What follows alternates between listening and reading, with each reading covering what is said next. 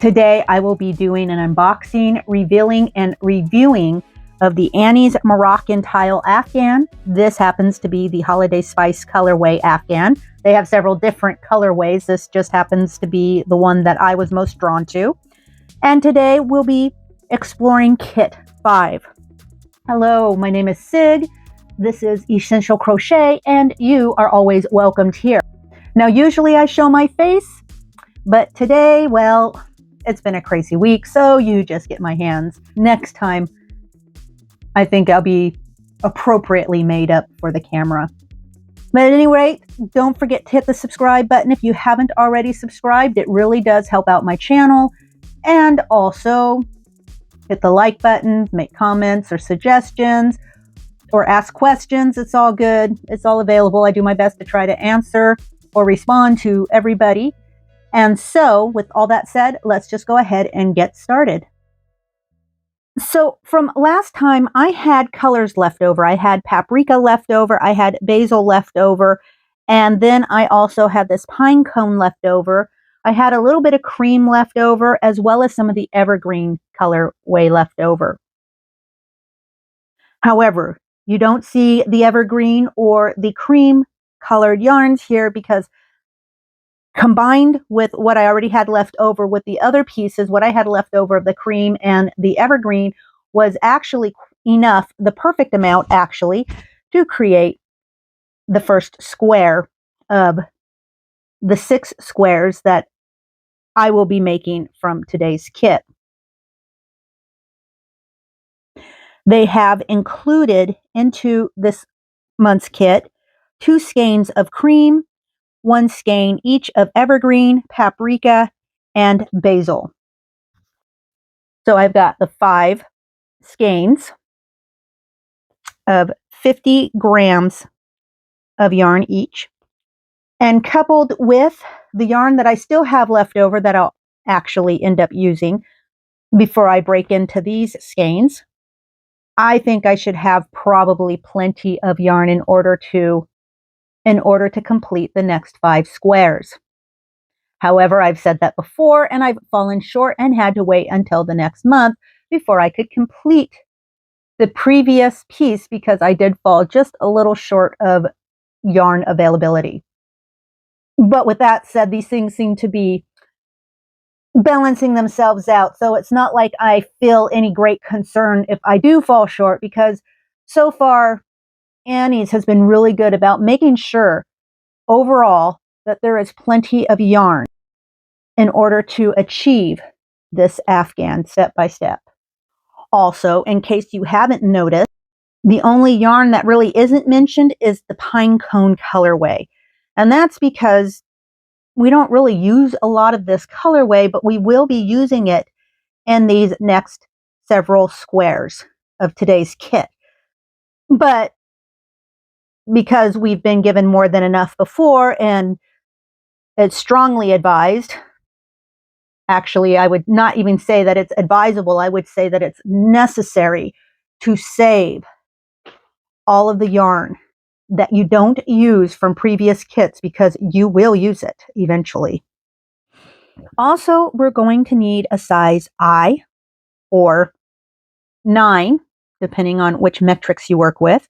Or if you work with the actual metric system, you're going to want a 5.5 millimeter crochet hook. And here it is mentioned, you'll want remnants of the pine cone from your previous kit. And then also a tapestry needle. So you don't have to come into this kit needing a lot of extra supplies. It's very straightforward. And I like that quite a bit because this kit adds a lot of texture and color that I really like a lot. And true to the craft of crochet, in all honesty, you really don't need that many additional supplies to achieve beautiful stitches and really a nice end product. So as mentioned before, I really like how they show the back of this where the part of the blanket or Afghan you're not working on is muted. And what they do then show you are the pieces in the saturated color of what you will be working on for this kit. And so for this kit, is going to be 6 squares, but 2 different styles. So each style is going to require you to make 3 squares for these tiled square pieces. So if you haven't joined me before, I have completed the center part. So you'll want to check out those earlier videos on that. And I've done some of the squares already. And now I've moved on to these 6 squares. Now to get a closer look at the square, we have kind of this red cross square. And as mentioned before, it's the center part in these different squares that take on several different design elements. And it's the outer part of the square. Well, each square is really pretty much the same design, just done in a different color. So this is going to add interest as well as cohesion to the piece, visually speaking. And I like that approach. Now, as is typical and does happen with these things, sometimes there are editing issues. Mistakes are made. And so here we have square number 2. This is what they're telling us. But in fact, it does not align with the square number 2 instructions. So basically, they've gotten square number 2 and square number 3 transposed. So if you're doing this kit and you're a complete newbie and you're trying to look at square 2 and you're reading square 2 instructions, you're going to get confused very quickly. However, if you're looking at square 3, make sure you read the instructions for square 2. If you're looking at square 2, make sure you read the instructions for square 3. So far, that's the only thing that I've noticed to be amiss with the pattern this month. But I'm going to go ahead and I'm going to do up the squares. And when I have completed that, in about 2 seconds, we will discuss a little more about my thoughts and feelings on this. Now, this is the yarn that I have left.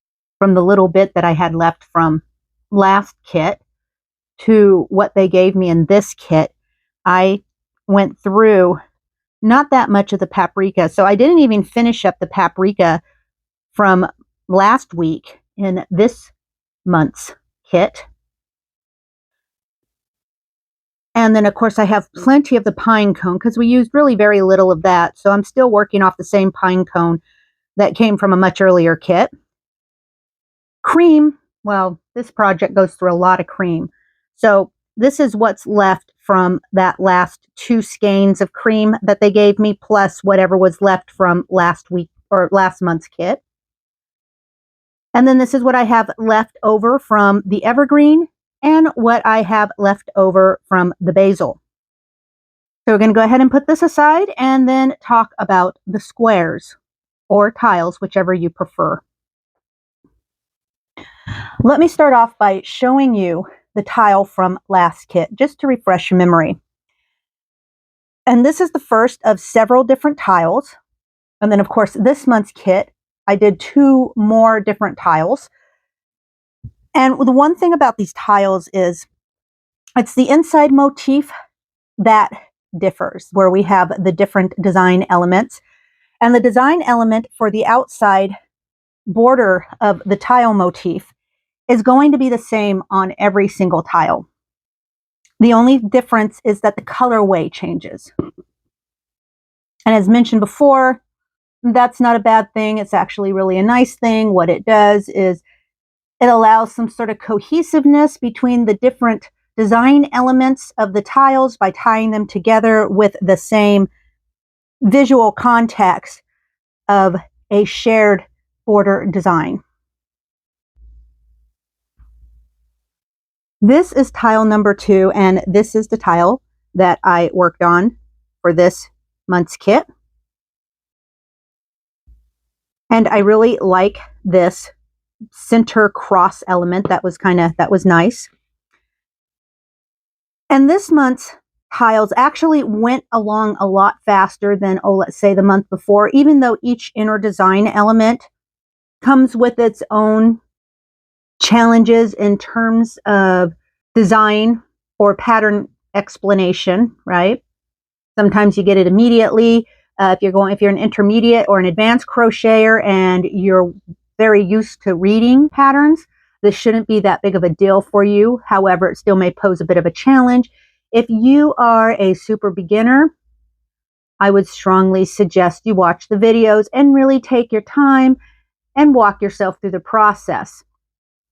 Don't get too frustrated. It's easy to get frustrated. And as I continually mention, as before, maintain your count. Always be aware of your count with this one. And this whole Afghan, be aware of your count. It's very important. There's a lot going on here. Just like I made 3 tiles of tile number 2, I've also made 3 tiles of tile number 3. And this one's a little different in that this zigzag design element in the center is kind of reminiscent of a sun, possibly. And I found this one to actually be deceptively simple. So it looks like it's super simple to do. And once you figure out the trick of it, it really is super simple to do. But when you're in the process of just figuring out exactly what it is you're supposed to do, and now remember, for those of you who aren't familiar with the way I'm approaching this, I am approaching this pattern strictly via the pattern. I am not watching videos or anything like that, because for me, I kind of like the challenge of figuring out what they're trying to tell me on the pattern alone. Now, you may want to see the video, and I strongly recommend people watch the video. It'd save you a lot of grief, really, in the long run, potentially speaking. So now this one, as I said before, it starts off very simple. It's deceptively easy looking.